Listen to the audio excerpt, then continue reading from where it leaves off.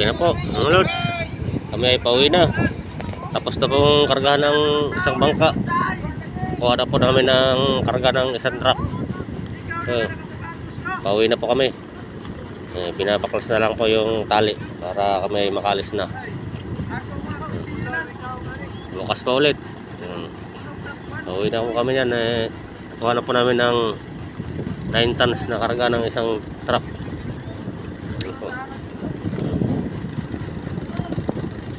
Yun. 230. 235. 235 salok. 235 salok lang po. Tumpas na po yan ng isang 10-wheeler ng karga. Ito kami. Yes. Yan po, pinapalaki po ang mga bangos. Yan sa mga kids po na yan na mga nakalutang. Yan lang po yan nilalagay, mga similya. Buti po ng 6 months to 5 months. 8 months, so ready to harvest na po yun. Okay, ito po. Ito kami. Maganda po ang ano ngayon, umaga-umaga. Hindi po kami nainitan. Talaga makulimlim din ngayon ang panahon. Kaya wala pong init. Kaya maganda po mag-harvest sa umaga talaga. Umaga rin naman ang laki ng tubig. Ano po? Ano po mga yan? Harvestin na rin yung iba na yan. Kasunod araw, pwede po yan harvestin.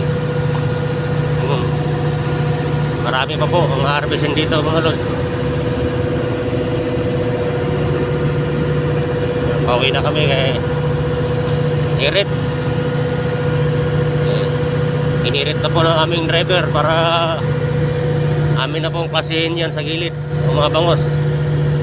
Kami naman ang susunod po dyan na magtatrabaho sa gilid. Lalagay po sa banyera, bibilangin. Kaklasify po namin. Kaklasify din namin.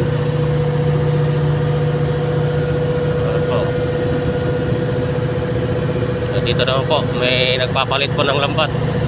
Kailangan pong palitan ng mga lambat na kasi pagka lobat na ba yung lambat, kailangan palitan. Obed! Nagyutangan na oh. Angatan oh. Obed! Nagpapalit po ng lambat dyan. Napalitan po nila yung lambat para sumigla po mga bangos. Yan.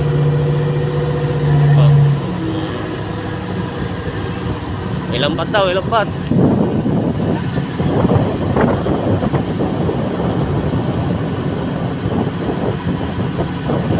Ilambat sa dadaanan. Ikot kami. Ito kami sa kabila dadaan. Baka kami ay makasagasan ng lambat. Baka kami ay makasagasan ng lambat. Hindi yan tutuloy. Ganyan lang yan. Kami po ay dadaan dito sa kabila. Dito sana ang daan, kaso may mga naglalambat po doon, baka masagasaan. Dito lang kami sa kabila. Medyo safety. Yan po yung kids po ng ibang kumpanya po yan. Yan po ay Sahara. Kids ng mga insect.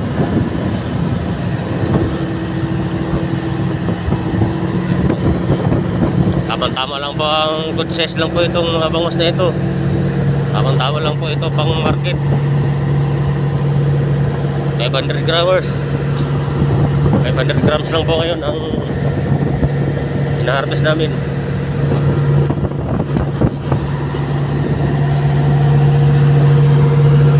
Medyo gutom na rin at hindi nakapagdala ng baon.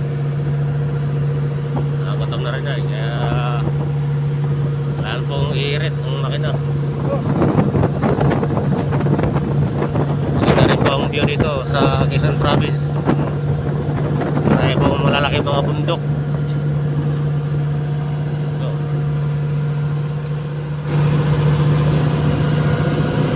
Yan po ang kids ng mga tati. Ibang kumpanya po yan.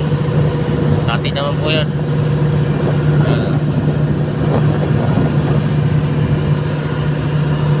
Patuloy po ang aming bangka na ito. Matulin po ito. Malaki po ang makina ito ay bitin ang makina.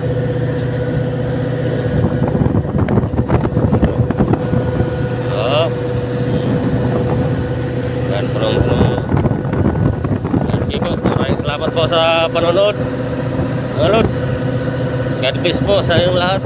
Maraming salamat po ulit. Sunod po ulit na ating pag-harvest ng bangos. Tayo po ay magbibideo po ulit. 20 minutes pa para kami ay makarating sa gilid. 20 minutes pa. Malayo-layo din naman ang naming pantalan.